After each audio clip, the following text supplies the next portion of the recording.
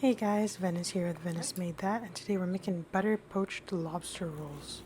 This has become one of my favorite things to eat, and now I want to share with you how I made them.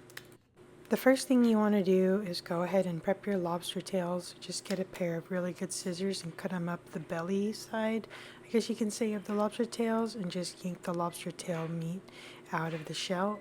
Be gentle so you don't rip them up or anything like that. Then you're going to want to put a pot on medium low, add lemon juice, and start slowly adding really cold butter in there. You're going to want to whisk this and add in your cubes of butter very slowly, and I added about 2 sticks of butter worth in the pan. Now we're going to drop in some thyme. You can drop in any aromatics you really want, but for this we're using thyme. And then you're going to start dropping in your lobster tail shells. It gives it a little bit more lobster flavor. Oh, careful, don't drop it like I did. If you wanted to, you could leave the shells in if you had a big enough pot and a lot of room to put other stuff in there. Now start gently laying in the lobster tail meat, and we are going to start basting this with butter. Now you could just keep continuously stirring it if you want, but I really just like basting it, and I will turn the meat over on occasion just so it doesn't burn or anything like that. But overall you should be pretty good because it's going to be poaching at a really low temperature. Now when it reaches 135 to 140, you want to go ahead and pull the lobster tails from the butter. And it comes out really nice. The color is opaque and nice deep red. Now you're going to want to cut that up so it becomes bite-sized pieces so we can stick them in the Hawaiian rolls. We did about 2 lobster tails, and that will do 6 sliders worth of lobster rolls. Now for the bread, I like to make sure the sides are trim and to cut it down the middle like that. Don't cut it all the way so you can stick the lobster in there. Go ahead and grab that lobster butter. It's okay if the lobster butter has separated. We're just going to use it to dunk the bread into and get that very lightly toasted over a low heat. And I do just like to toast the sides.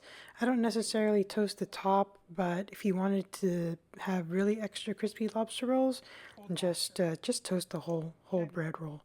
And now we're going to be using caviar, and we found that caviar is a great substitute instead of putting additional salt on the lobster rolls.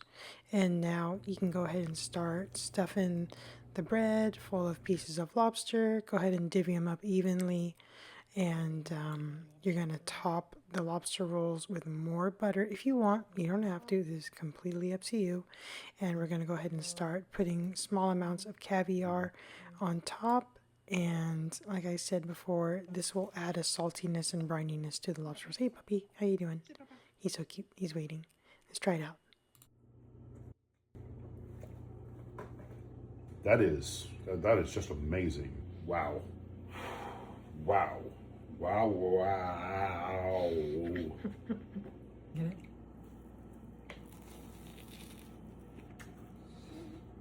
Whoa, that is really good. It just melts really well. Wow. You get this explosion of thyme and butter and lobster. I don't think the caviar takes away from it. I think it adds to it. The bread is just, it's so sweet. This is King's Hawaiian Rolls. It's buttery, it's crispy. Oh my God. Excellent. And there you have it. Go ahead and give this a try at home. And my name is Venice with Venice Made That. Hope you enjoyed this video. Catch you on the next one.